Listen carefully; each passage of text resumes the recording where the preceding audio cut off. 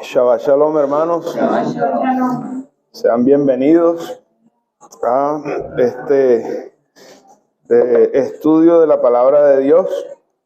Le llamamos Parashá, que significa porción de la Escritura.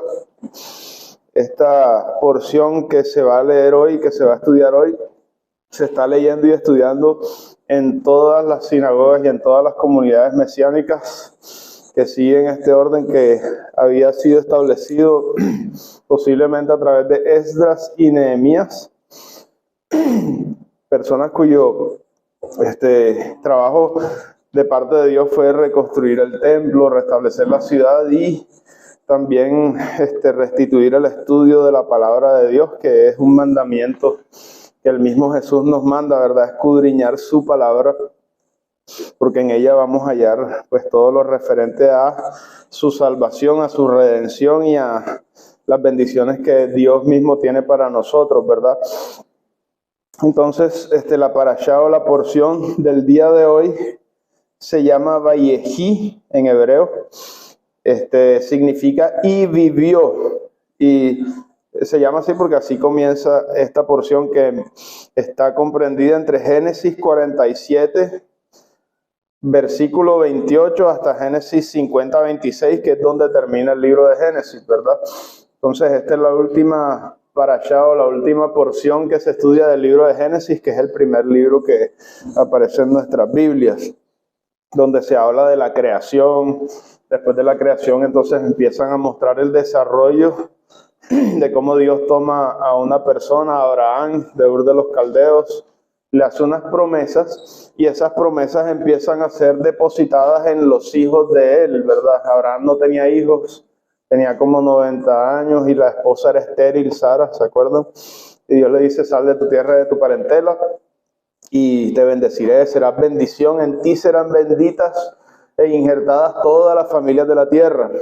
Nosotros acá en Colombia somos beneficiarios de esa promesa también, pero le dice más cosas, que a través de él vendría la simiente que derrotaría a la muerte.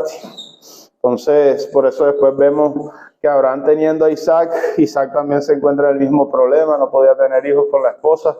Dios le da hijos y entonces Isaac y su esposa están esperando gemelos, que eran Jacob y Esaú. Estaban peleando en el vientre y esa pelea se ve reflejada en el resto de la vida de ellos. El uno quería las bendiciones terrenales, por así decirlo, que no son malas, pero el otro quería lo más importante, que es las celestiales, ¿verdad? Y acuérdense que el mismo Jesús dice que busquen el reino de los cielos y su justicia primeramente, y lo demás, que son esas bendiciones, vienen por añadidura siguiéndola. Entonces, si tú persigues una y desechas la otra, vas a terminar sin nada. Si tú persigues la más importante y ni siquiera buscas lo demás, Dios te termina dando eso y lo demás también, como pasó con Salomón también, ¿se acuerdan? ¿Qué quiere? Riqueza, poder, todo eso. Dame sabiduría para manejar el reino, porque no, bueno, como me pediste esto y no lo otro, te doy la sabiduría y lo demás también te lo doy. Entonces así actúa Dios, para que nosotros aprendamos a poner los ojos en lo que verdaderamente importa, en lo que es inmortal, imperecedero, no se daña, no se pudre, no se acaba, porque es de Dios mismo, ¿verdad? Dios es eterno y todo lo relacionado con Él le confiere eternidad, ¿verdad?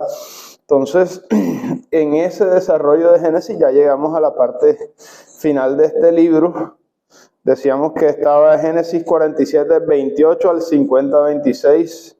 Entonces vamos a iniciar con esa porción de Génesis 47, 28 para que veamos algo particular de todo lo que hemos estudiado. Noten esto. Dice Génesis 47, 28, y vivió Jacob en la tierra de Egipto 17 años, y fueron los días de Jacob, los años de su vida, 147 años. Y mire el 29, y llegaron los días de Israel para morir. ¿Qué dijo Dios a Adán y Eva? El día que coman de ese árbol, el árbol de la ciencia del bien y del mal, ciertamente morirán. Incluso este varón de Dios, este patriarca, que Dios utilizó, le llegaron los días de morir también. Entonces dice que llamó a José, su hijo, acuérdense que él tenía ya para ese entonces 12 hijos, y le dijo: si he hallado ahora gracia en tus ojos, te ruego que pongas tu mano debajo de mi muslo y harás conmigo misericordia y verdad. Esto, las personas que han estudiado saben que hace referencia a un juramento que está cubierto o basado en el mayor de los juramentos o pactos, que es el pacto de la circuncisión, que significa: yo seré tu Dios, tú serás mi hijo, ¿verdad? Entonces, bajo esa promesa que Dios dijo de que todo el que nazca dentro del pueblo de Israel iba a ser de Dios, entonces es como si el padre le dice al hijo: ven, júrame esto que te voy a pedir. Te ruego que no me entierres en Egipto. Entonces uno dice: pero ¿por qué, verdad? Pero ya sabemos por todo lo que veníamos estudiando qué simbolizaba y qué representaba Egipto para la vida de los hebreos. Es más, el nombre Egipto en hebreo es Misraim y significa el opresor. O sea, imagínense ustedes, y claro que sí, porque ellos duraron 400 años siendo esclavos en Egipto. Y esa esclavitud, o sea, a nadie le gusta. Sufrieron mucho y se acrecentaron esos sufrimientos cuando Dios empezó a revelarse por medio de su siervo Moisés para que su pueblo fuera libertado, y acuérdense que les pusieron más pesadas cargas. Entonces, no solamente era la opresión física, sino la opresión espiritual, ¿verdad? Porque ellos también tenían a su cantidad de dioses. Si recuerdan las 10 plagas, cada plaga, y nos dice la Escritura, terminaron siendo juicios que Dios aplicaba a cada uno de los falsos dioses de Egipto. ¿Usted cree que el dios Apis tiene poder y que no sé qué? Bueno, la plaga del ganado, se morían, y su buey Apis no puede hacer nada. Dios es rey sobre todo y soberano sobre todas las cosas. Ese es un Dios falso, sépalo. Y todo el mundo, cada uno era un ataque específico a uno de esos dioses falsos. Entonces llega Israel, Jacob, y dice a su hijo: yo me voy a morir pronto, están cerca mis días de fallecer, no me dejes enterrado en este sitio de opresión, ¿verdad? Dice el 30, más cuando duerma con mis padres.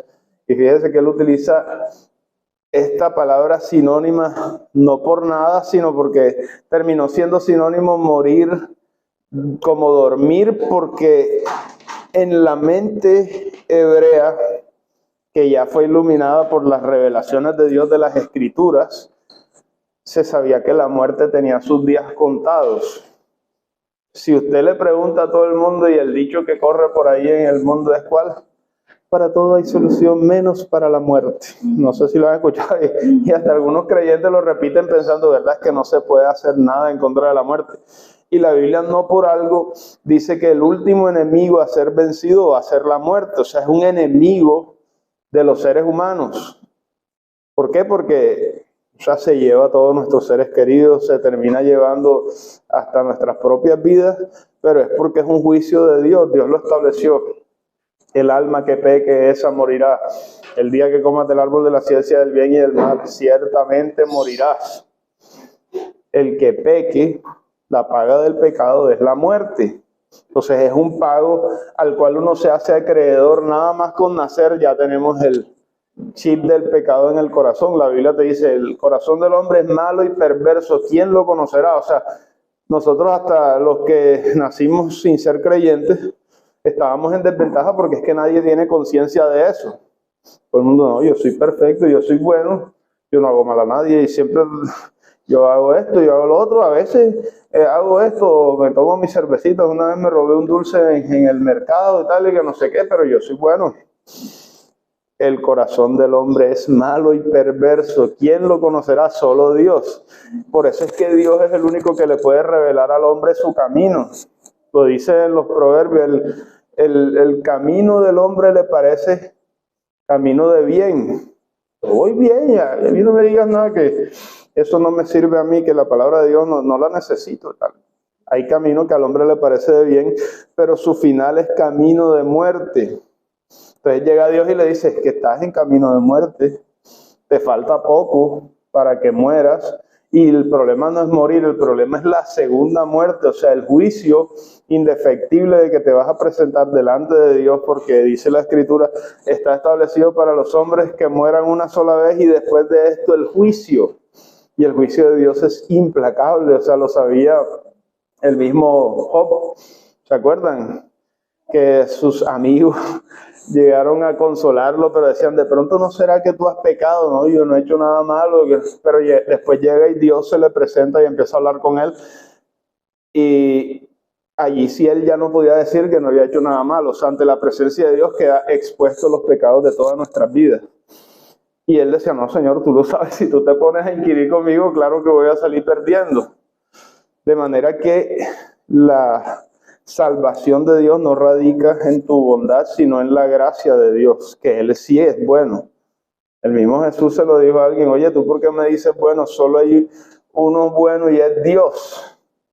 No te puedes cobijar en tu bondad ni en la bondad de fulanito, ni menganito, ni fulanita, ni menganita. No hay nadie que te pueda salvar del justo juicio de Dios, solamente yo, si vienes y me escuchas y haces lo que yo te digo. Si tú te inventas tu propio camino, vas en camino de muerte y ese camino es destrucción total. Entonces, regresando a Jacob, él dice, yo no quiero ni tengo nada que ver con Egipto, no me entierres aquí. Dice el 30, ahora sí, para retomar lo que el lenguaje que utilizan es muy diciente, porque esto lo dice alguien que tiene convicción de que la muerte no es el destino final. Dice, mas cuando duerma con mis padres, me llevarás de Egipto y me vas a sepultar en el sepulcro de ellos. ¿Se acuerdan que en parashas pasadas Abraham, lo mismo, yo no me voy a quedar aquí ni me van a enterrar acá con estos paganos ni estos idólatras? Déjame comprar una porción de tierra y yo voy a sepultar allá a mi esposo y cuando yo me muera me sepultan ahí en la cueva de Macpela. Entonces dice Jacob, a mí también me van a sepultar allá. Yo no pertenezco ni en vida ni en muerte con estos que no te conocen, Dios. Entonces dice el 30, después de esto, me sepultarás en el sepulcro de ellos.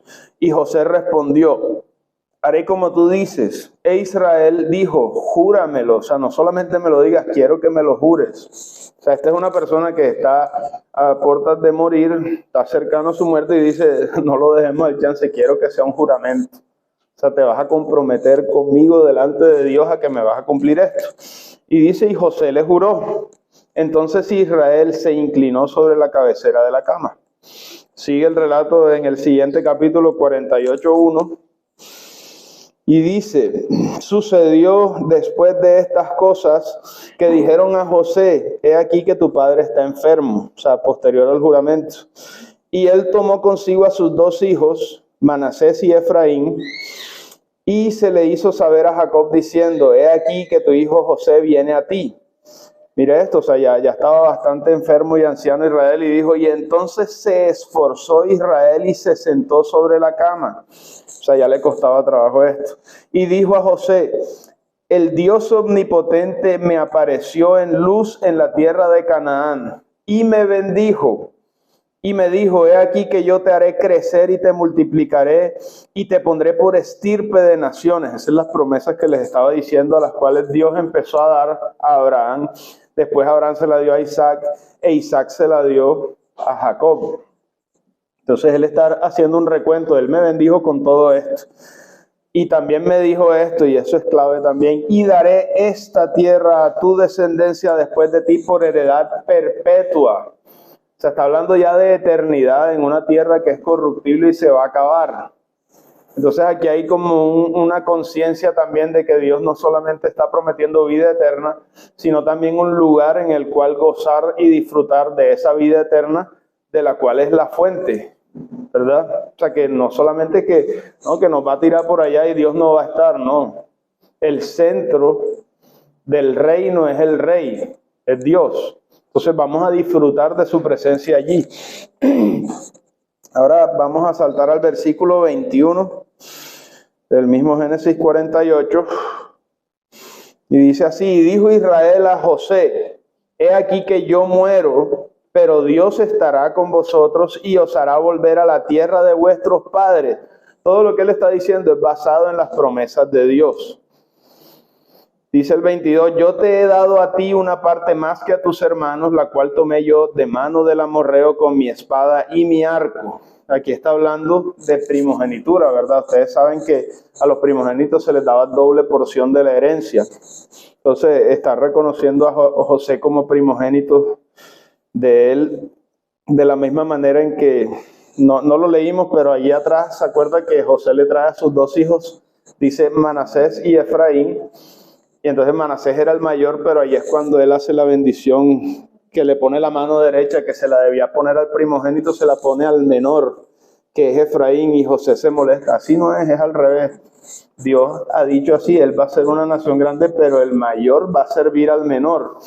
Entonces la primogenitura no siempre es por el mayor, sino también Dios define y dice quién es el más apto y el que Él quiere llamar y capacitar para todo el legado de bendiciones hasta que llegara el Mesías, en quien se concentrarían todas las bendiciones, toda la gloria, todo el poder y en quien habría el desbordamiento de vida eterna para todo el mundo.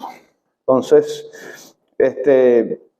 aquí, pues ya hablando de la primogenitura, síganme ahora en el capítulo 49, 28.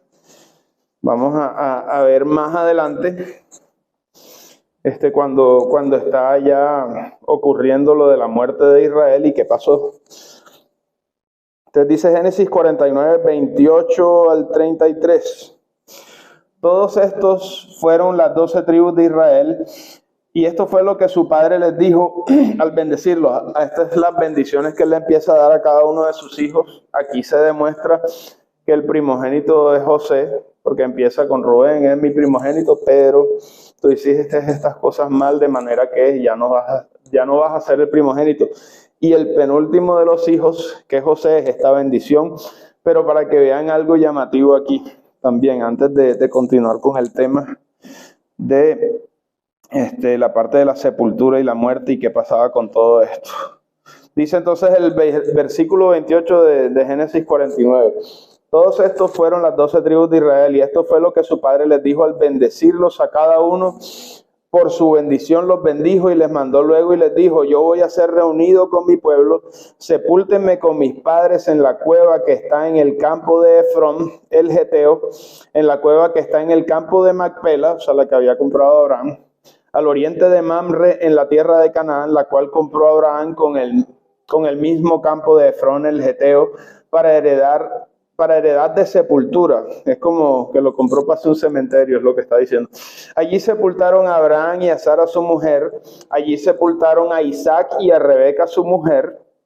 Allí también sepulté yo a Lea, está diciendo Jacob. La compra del campo y de la cueva que está en él fue de los hijos de Ed. Y cuando acabó Jacob de dar mandamientos a sus hijos, esto también ténganlo ahí presente, encogió sus pies en la cama y expiró y fue reunido con sus padres, o sea, se murió. Ahora, lleguen un momentico a Primera de Reyes 2, del 2 al 4. Esa es parte de la Haftará que llaman, o es el complemento de lo que se lee en la Torá o la ley de Moisés. Estos son los profetas o escritos. Entonces, Primera de Reyes 2:2 dice, llegaron los días en que David había de morir, el rey David también estaba muriendo. Y ordenó a Salomón su hijo diciendo, o sea, esto es lo que se refieren cuando Jacob dio mandamientos a sus hijos. Miren esto. Yo sigo el camino de todos en la tierra, está diciendo el rey David. Era lo que les decía a todos los seres humanos, vamos a morir. Pero entonces llega y les dice David a sus hijos, esfuérzate y sé hombre, guarda los preceptos de Adonai tu Dios, o sea, los mandamientos de él, anda en sus caminos, observa sus estatutos y mandamientos, sus decretos y sus testimonios, de la manera que está escrito en la ley de Moisés. ¿Para qué? Pero ahí está la clave, para que prosperes en todo lo que hagas, o sea, para que te vaya bien, y en todo aquello que emprendas, para que confirme Adonai la palabra que me habló diciendo, si tus hijos guardan mi camino andando delante de mí con verdad de todo su corazón y de toda su alma, jamás, dice, faltará a ti varón en el trono de Israel. Entonces está hablando de una cantidad de bendiciones que van acompañadas de obedecer la palabra de Dios por encima de cualquier palabra de hombre, pastor, profeta, apóstol, obispo, papa, lo que ustedes quieran. Está diciendo es la palabra de Dios, y si ustedes me hacen caso y me escuchan, dice Dios, no yo los voy a bendecir. Entonces por eso es que Israel también da mandamiento a sus hijos antes de morir, porque quiere el bien para ellos. Es como la preocupación mayor que tiene un padre siempre por sus hijos es, yo quiero que te vaya bien, hijo o hija. Hazme caso, yo ya conozco la vida más que tú, por allá no es, no te metas por allá que de verdad que te va a ir mal, ya yo sé cómo, ay, es que yo no sé qué, siempre sabes, más los papás que uno por ese mismo bagaje que ya llevan, y Dios, o sea, ¿con qué lo van a comparar? Es perfecto, es eterno, es todopoderoso, sabe todo, entonces claro, con mayor razón a darle caso a Dios. Ahora sí, regresemos a Génesis 50:23.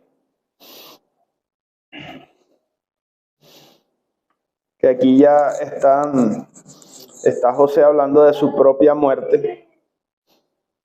Entonces él sigue también. Mire que lo hizo Abraham. Abraham dijo, yo no quiero que me sepulten con ellos, quiero que me sepulten en un lugar distinto, junto a mi esposa. Lo hizo Isaac igualmente con su esposa en esto. Israel también, Jacob. Y después viene José y dice lo mismo, y después estamos revisando mucho más tiempo adelante y el rey David está diciendo lo mismo. Ya está en Jerusalén, obviamente lo van a sepultar donde es, pero siguen diciendo, bueno, voy para acá a reunirme con mis padres, voy a dormir, es el lenguaje que utilizan, y mientras tanto ustedes obedezcan los mandamientos de Dios para que sean bendecidos por Él, para que les vaya bien. Un padre nunca quiere el mal para sus hijos, sería locura pensar eso.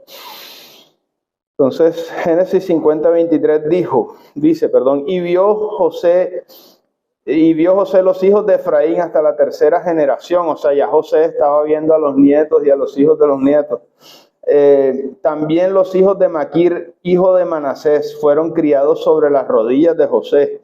José dijo a sus hermanos, yo voy a morir, mas Dios ciertamente los visitará y los hará subir de esta tierra, o sea, en Egipto, a la tierra que juró a Abraham, Isaac y Jacob. Es decir, Dios nos hizo un juramento y estoy seguro que lo va a cumplir. No se vayan a amañar aquí. Yo estoy viviendo aquí, pero no estoy amañado a vivir aquí. Es lo mismo que dice Yeshua, Jesús, de sus discípulos. Yo los envío como ovejas en medio de los lobos. Cuidado, estén atentos, revisen y vigilen para que no terminen mal. Y también le dice en la oración que hace el Mesías por nosotros al Padre, le dice, Padre, es que yo no te pido que los saques del mundo. Ellos tienen que vivir aquí, pero manténlos aparte del mundo a pesar de que están en el mundo. ¿Qué significa eso? Nosotros vivimos aquí, pero nosotros no tenemos las costumbres del mundo, sino las costumbres que están en la Biblia. Primero que todo, para bendición nuestra y gloria de Dios delante de los demás. Y segundo, para que las personas también se acerquen a Dios por medio de nosotros. Esto no es un capricho. Lo que pasa es que yo pertenezco a un club selecto que no come esto y que hace esto otro y que se viste así. ¿A qué? No es así. O sea, yo le hago caso a mi papá, que sabe más que todos ustedes. Y él me bendice, lo he experimentado en mi vida y yo quiero que tú seas bendecido también. Hazle caso, conócelo. Él te va a perdonar, te va a restaurar y va a hacer como le hizo al hijo pródigo. El hijo pródigo desparramó, hizo y deshizo. Y cuando vino el hijo pródigo dice que el papá salió a cogerlo, lo abrazó y le hizo fiesta y le puso el anillo y lo vistió otra vez. De tal manera que su otro hermano se puso celoso. A mí nunca me hace. Hombre, él estaba muerto y ha regresado a la vida. ¿Cómo no voy a gozarme? Y tú también te deberías gozar con él. Entonces, José también dice lo mismo. Voy a morir, Dios ciertamente los visitará y los va a hacer subir a la tierra que juró Abraham, Isaac y Jacob, e hizo jurar José a los hijos de Israel. O sea, él dice, como este juramento es cierto y yo lo creo, y ustedes también, júrenme. Dios ciertamente los visitará y harán llevar de aquí mis huesos. O sea, no me van a dejar en Egipto tampoco. Murió José a la edad de 110 años y lo embalsamaron y fue puesto en un ataúd en Egipto. O sea, murió en Egipto, pero él dijo, como yo sé que esto va a ser real, no me vayan a dejar aquí. ¿Por qué? Porque yo sé que Dios va a venir y que nos va a despertar y yo quiero recibir a Dios junto con ustedes. No es que no se vaya a efectuar la resurrección porque que está allá y tiene que estar acá, no. El poder de Dios es ilimitado. Pero este es un anhelo de hombre y tal. Yo quiero que estemos juntos cuando venga el Señor a levantarnos. Ya es una conciencia de una promesa espectacular, en la cual ellos nunca te iban a decir, no, que no hay solución para la muerte. Están diciendo, yo sé que hay resurrección, va a venir, de manera que quiero estar junto con ustedes cuando Él venga. Vamos a recibirlo juntos. Entonces, sigamos en Génesis 49, 22. O sea, regrésense un capítulo. Estas son las bendiciones que está dando Jacobo a Israel. No las vamos a leer todas porque son bastantes, pero vamos a leer la de José, porque esta es casi la del final, donde dicen un detalle bien hermoso de quién dependen estas bendiciones.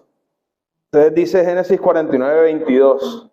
Eso significa de quién dependen no solamente las bendiciones, sino la promesa. Entonces dice, rama fructífera es José, rama fructífera junto a una fuente, cuyos vástagos se extienden sobre el muro.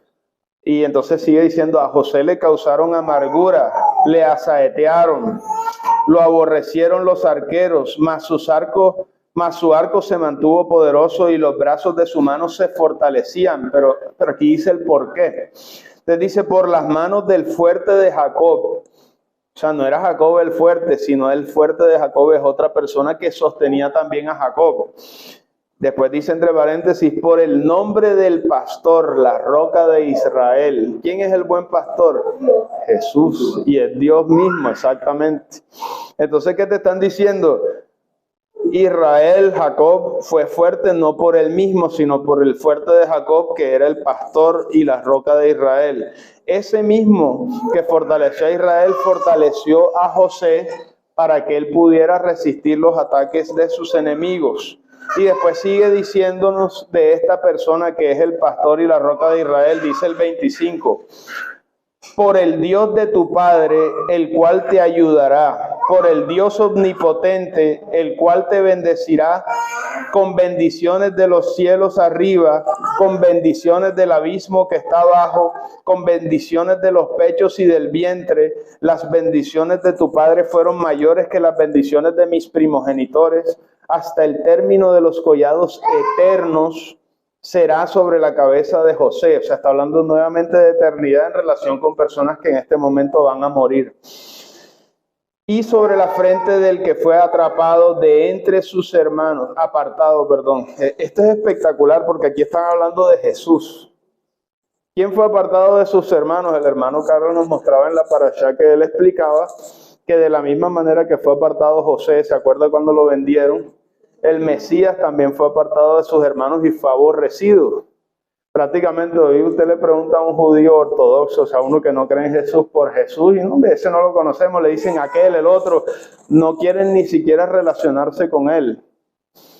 Y entonces está diciéndonos Dios que el fuerte de Jacob, la roca de Israel, el Dios de los padres de ellos, o sea, de nuestros antepasados, de los patriarcas, el Dios omnipotente que nos bendice con todo tipo de bendiciones, es el mismo que sobre su frente cayó el ser apartado de sus hermanos. O sea, y es alguien que es sobrenatural, que es todopoderoso, que es Dios mismo, es lo que está diciendo aquí. Entonces, busquen ahora Salmo 116, 8, para indagar más en este concepto que hay en la mente hebrea que le cree a Dios. Incluso si usted no es hebreo, pero usted cree en la palabra de Dios, pues está teniendo un tipo de pensamiento bíblico que fue dado por Dios a través de todos estos apóstoles y profetas y siervos del Señor. Mire cómo ellos miran la muerte.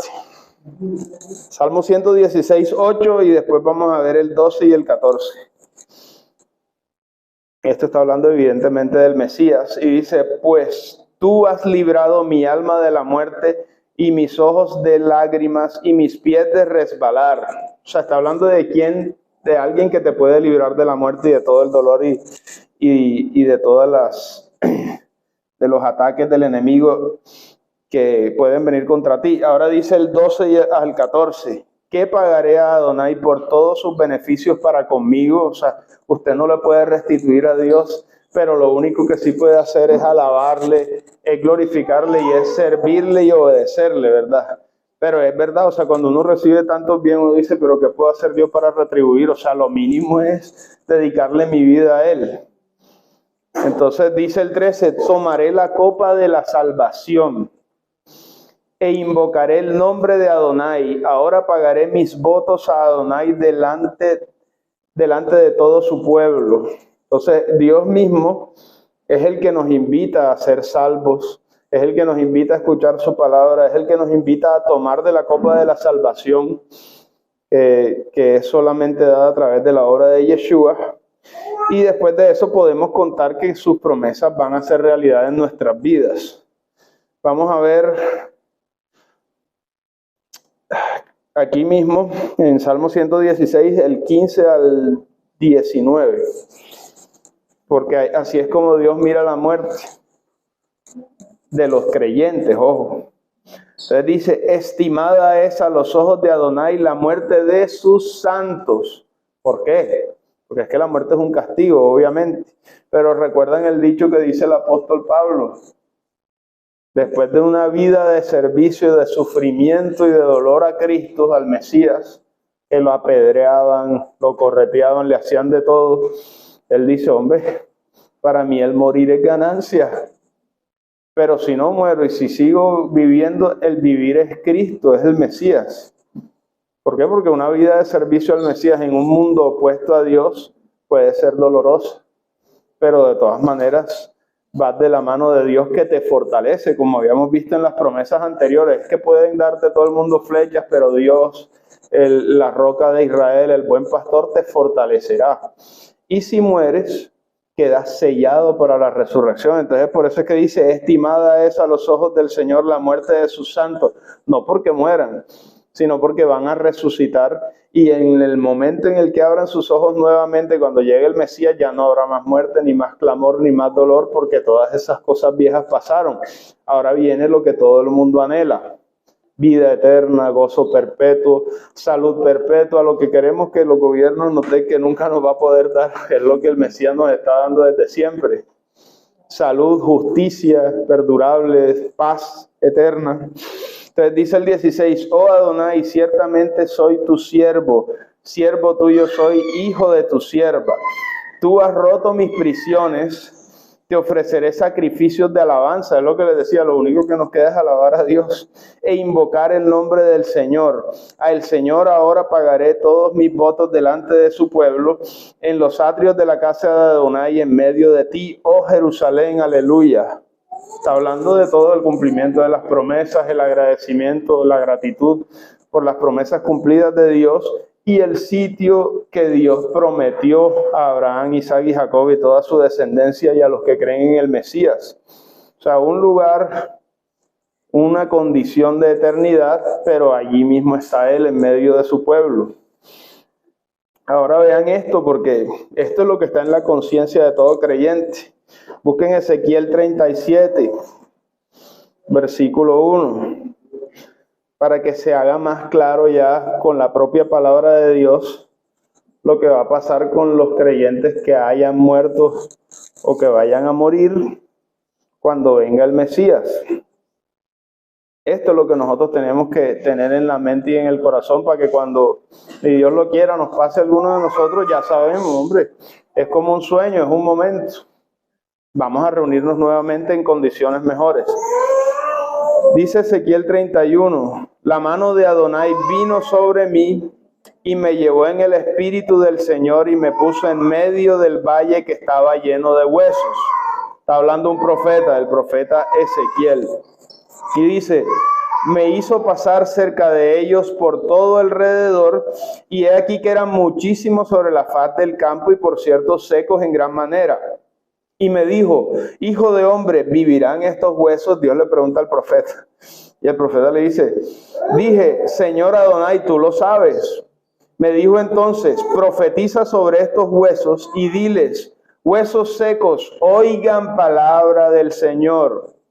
Así ha dicho Adonai el Señor a estos huesos, he aquí que yo hago entrar en ustedes espíritu y vivirán, y pondré tendones sobre ustedes y haré subir sobre ustedes carne y los cubriré de piel, y pondré en ustedes espíritu y vivirán y sabrán que yo soy Adonai. Mire todo lo que está diciendo, o sea, huesos, polvo, lo que sea, Dios lo arma, y después si está en huesito le dice yo voy a poner tendones, o sea, es una recreación de lo mismo que él mismo había creado. Yo sé que para nosotros parece imposible, porque claro, o sea, nosotros no somos creadores, el único creador es Dios. Pero Dios sí dice, yo puedo hacerlo, y aquí lo está anunciando. Entonces dice, profeticé pues como me fue mandado en el versículo 7, y hubo un ruido mientras yo profetizaba, y aquí que un temblor y los huesos se juntaron cada uno con su hueso. Y miré y he aquí que los tendones estaban sobre ellos y la carne subió y la piel cubrió por encima de ellos, pero aún no había en ellos espíritu. O sea, haga de cuenta que ya estaba el cuerpo inerte allí, pero faltaba todavía el accionar de Dios más importante. Entonces dice, y me dijo, profetiza al espíritu, profetiza, hijo de hombre, y di al espíritu, así ha dicho Adonai el Señor, espíritu, ven de los cuatro vientos y sopla sobre estos muertos y vivirán. Y profeticé como me había mandado, y entró espíritu en ellos y vivieron, y estuvieron sobre sus pies un ejército grande en extremo. Y me dijo luego, hijo de hombre, todos estos huesos son la casa de Israel. He aquí que ellos dicen, nuestros huesos se secaron y pereció nuestra esperanza y somos destruidos del todo. Por tanto, profetiza y diles, así ha dicho Adonai el Señor. He aquí que yo abro sus sepulcros, pueblo mío, y los haré subir y salir de sus sepulturas y los traeré a la tierra de Israel. Y sabrán que yo soy Adonai cuando abra sus sepulcros y los saque de las sepulturas, pueblo mío. Y pondré mi espíritu en ustedes y vivirán, y los haré reposar sobre vuestra tierra, y sabrán que yo, Adonai, hablé y lo hice, dijo Adonai. O sea, es una promesa que le está diciendo, saben que yo pongo mi reputación delante de esta promesa. Si eso no se hace, yo no soy Dios, es lo que está diciendo. Y está claramente diciendo cómo la muerte va a ser destruida al final. ¿Cómo se mata la muerte? Con vida. O sea, todo lo que está muerto se levanta. Se acabó la muerte. Así de sencillo es. Y eso es lo que está diciendo Dios que va a ocurrir. Miren Hechos 26, del 4 al 8. Para que vean que esa misma conciencia estaba en el apóstol Pablo cuando estaba hablando con el rey Agripa. Hechos 26:4 dice, mi vida pues desde mi juventud, la cual desde el principio pasé en mi nación, en Jerusalén, la conocen todos los judíos. Dice el verso 5, los cuales también saben que yo desde el principio, si quieren testificarlo, conforme a la más rigurosa secta de vuestra religión, viví fariseo, y ahora por la esperanza de la promesa que hizo Dios a nuestros padres, soy llamado a juicio. Promesa cuyo cumplimiento esperan que han de alcanzar nuestras 12 tribus, sirviendo constantemente a Dios de día y de noche.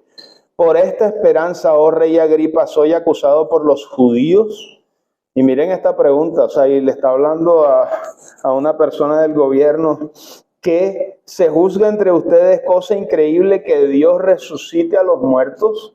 O sea, él le está hablando a personas que conocían esta promesa y le está diciendo, ¿acaso ustedes no se acuerdan que Dios ha hecho varias resurrecciones momentáneas y hace poco el mismo Mesías resucitó a Lázaro, que lo conocen a la vuelta de la esquina todos? O sea, es como una cosa demasiado evidente Entonces es lo que está diciendo la resurrección, aquí no está en disputa. Aquí lo que ustedes quieren disputar es referente al Mesías Yeshua, que es el sustentador de la resurrección, pero Pablo está predicándolo a él. Ahora miren Juan 11:11. Es nuestro propio Mesías el que va a hablar de esto. Cuando vamos a ver lo de Lázaro, para que vean, y aquí también podemos aclarar una concepción errada que ustedes han escuchado, ¿no? Lo que pasa es que Jesús lloró porque en su parte humana le dolió que se haya muerto el mejor amigo y que no sé qué. Miren en verdad por qué es que el Mesías llora. Dice Juan 11:11, dicho esto, les dijo después, nuestro amigo Lázaro duerme. O sea, ese lenguaje no es, no, que lo que pasa es que los hebreos le decían hacia la muerte, es como suena, no. O sea, obviamente que sí lo decían, pero era por la concepción que ellos tenían de la promesa de la resurrección que Dios ya había conferido. Ellos esperaban que la muerte fuera derrotada, y eso está desde Génesis. No sé si se acuerdan cuando la simiente de la serpiente y la simiente de la mujer estarán en una batalla constante. Ella le herirá en el talón, pero este le herirá en la cabeza. O sea, va a matar a la serpiente, que es símbolo de pecado y de muerte. Entonces, siempre lo estuvieron esperando.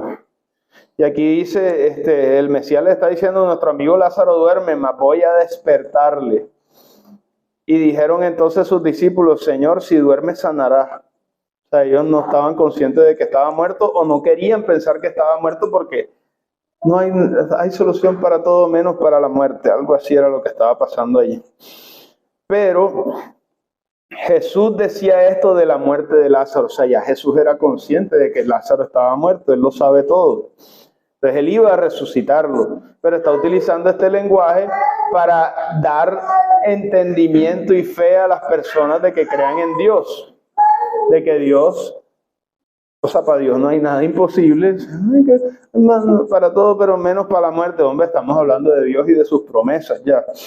Entonces dice, y estos pensaron que hablaba de reposar del sueño. Entonces Jesús les dijo claramente, Lázaro ha muerto. O sea, ya no se ilusionen, está muerto y lo voy a resucitar, es lo que le está diciendo. Y miren la negación, o sea, esto es prácticamente incredulidad. Dice el 15, me alegro por ustedes de no haber estado allí para que creáis. O sea, ese era el todo de este asunto, es, yo quiero que ustedes crean en las promesas de Dios, que crean en el poder de Dios y que crean en el Evangelio para que sean salvos. De eso es de lo que está hablando el Mesías y para lo que los está preparando. No para, ay, se murió Lázaro, que no sé qué, no. Entonces dice, más vamos a él. Mire lo que dice el 16. O sea, este es el primer punto negativo de ellos. Dijo entonces Tomás, llamado Dídimo, a sus condiscípulos, vamos también nosotros para que muramos con él. No sé qué habrá querido decir, pero algo está claro y es que no entendió lo que el Mesías le dijo. Ya. Entonces después viene el versículo 17. Vino pues Yeshua y halló que hacía ya 4 días Lázaro estaba muerto en el sepulcro.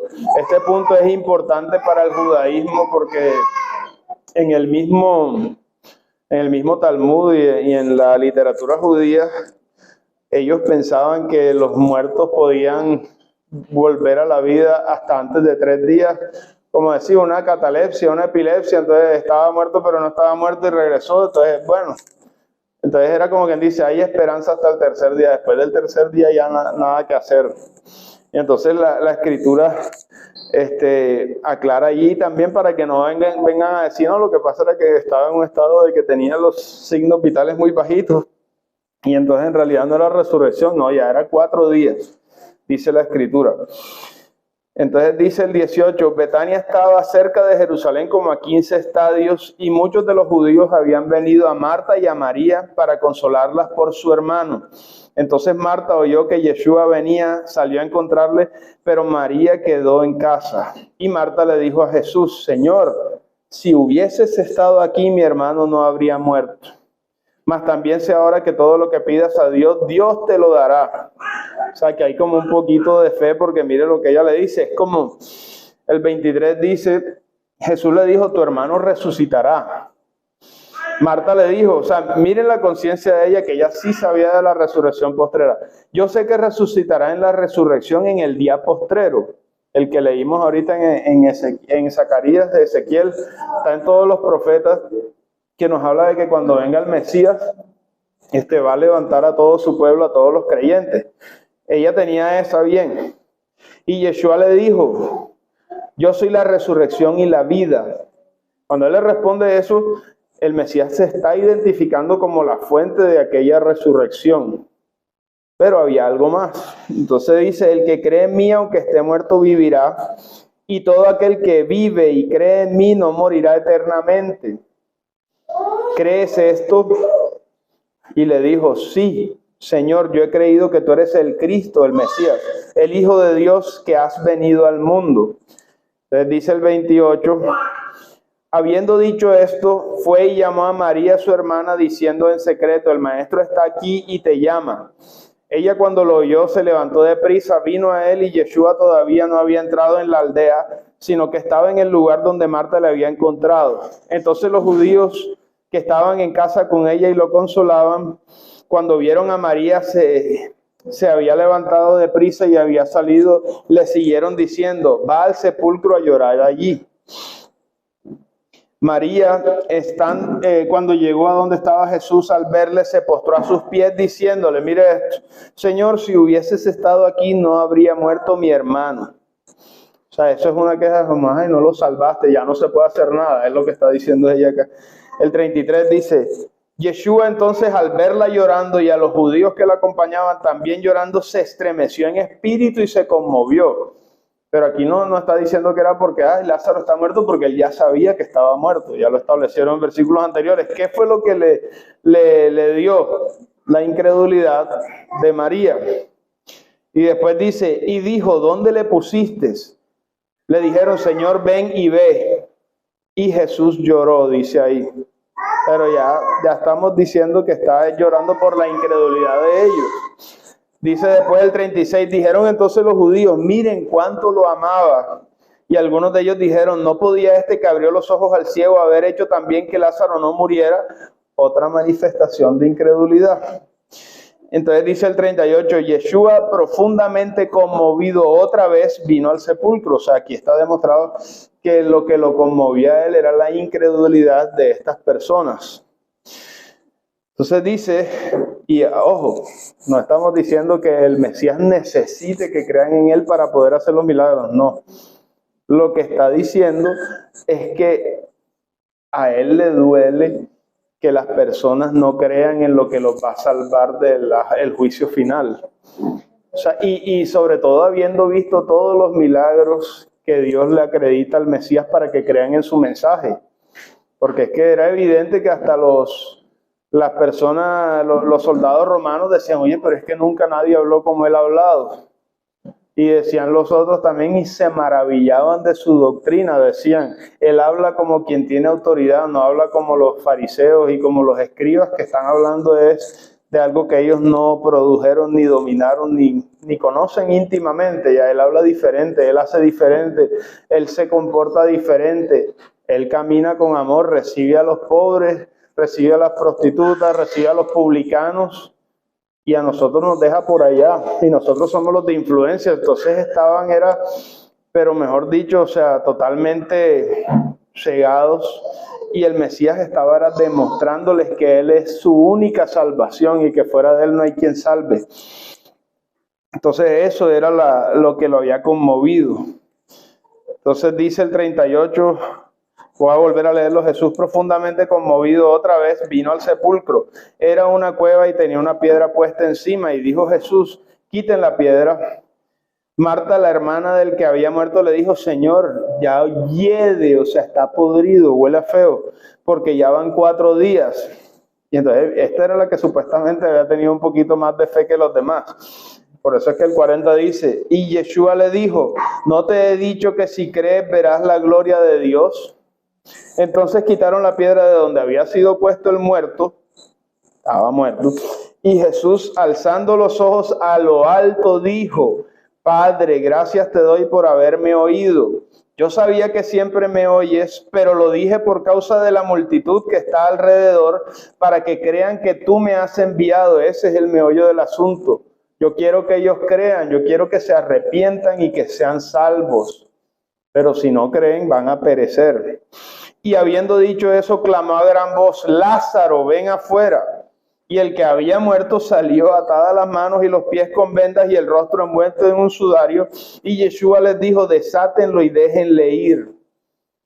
Imagínense, o sea, la orden del Creador, aún a un muerto, hace que vuelva a la vida y que obedezca. Así de sencillo y de simple, o sea, nada de lloriqueo y que la muerte, que no sé qué, sáquenlo, salga, abran, desátenlo y ya. Y entonces hasta ahí llegó la muerte, es el único problema que no se... Y la oración que él hace es como para escuchen, crean, pongan atención, sean salvos. Dice Hechos 2:22.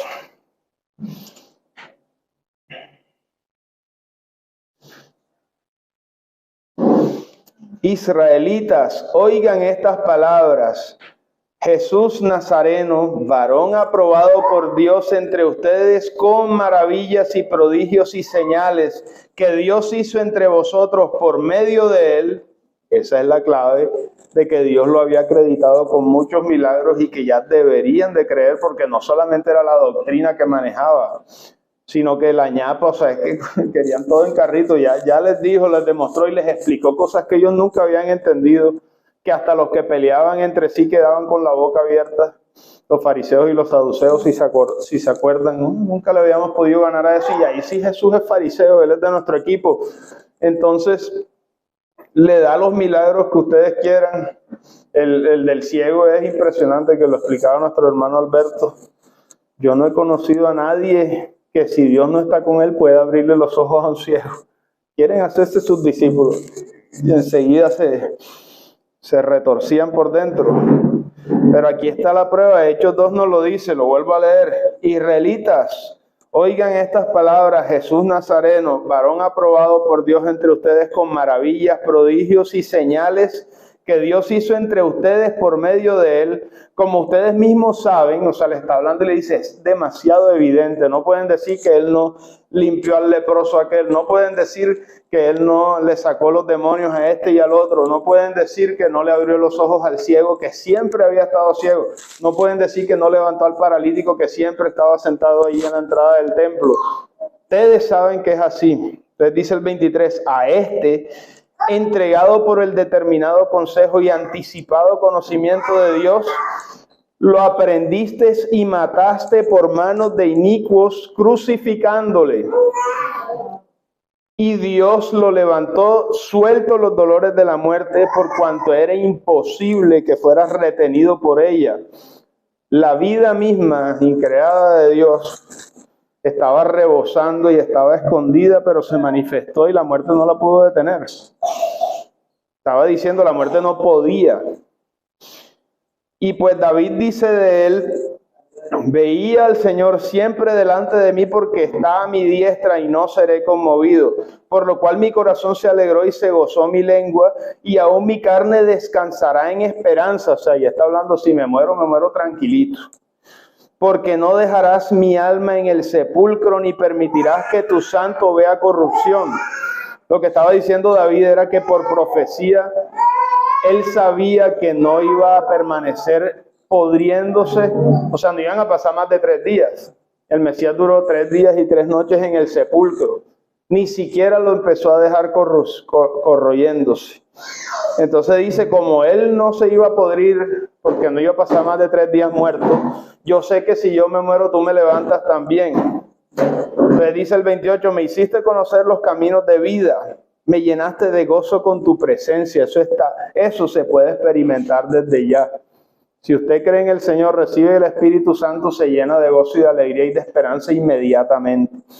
Y si llega el momento de morir, usted va tranquilo. Y los que son de su familia, que sepan que usted esté creyente, que se relajen, porque el Señor mismo, con voz de mando, con voz de arcángel y con trompeta de Dios, descenderá del cielo y resucitará a todos los muertos en Cristo. Y entonces los que estén vivos, que hayan quedado para ese entonces, serán transformados, dice la Escritura. Ahora leamos Juan 5:24 para cerrar ya este estudio. Juan 5:24 al 29, donde el mismo Mesías está hablando de este evento. Pero lo que pasa es que hay un detalle. Así como hay resurrección para creyentes, hay una resurrección para incrédulos. Y la resurrección de los incrédulos es muy malas noticias. Entonces dice Juan 5:24, de cierto les digo, el que oye mi palabra y cree al que me envió, tiene vida eterna y no vendrá a condenación, sino que ha pasado de muerte a vida. De cierto les digo, viene la hora y ahora es, cuando los muertos oirán la voz del Hijo de Dios y los que la oigan vivirán. Como el Padre tiene vida en sí mismo, así también ha dado al Hijo tener vida en sí mismo. Y además le dio autoridad de hacer juicio por cuanto es el Hijo del Hombre. No se asombren de esto, porque va a llegar la hora cuando todos los que estén en el sepulcro, o sea, los que estén muertos, oirán su voz. Y los que hicieron lo bueno saldrán a resurrección de vida. ¿Pero qué dice de los otros? Pero los que hicieron lo malo, a resurrección de condenación.